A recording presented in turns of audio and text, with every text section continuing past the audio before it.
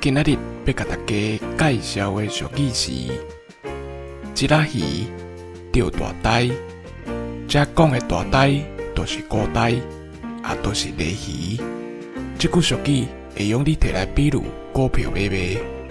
自政府开放咱山股，会用你伫盘中交易。一寡拄出社会的人，嘛挺好买股票投资。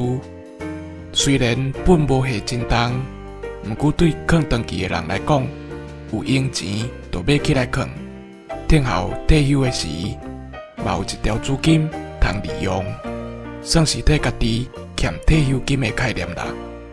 用小条钱去博大赌，还是换大条钱回来，就是咱讲的一仔鱼钓大鯛。以上，感谢收听。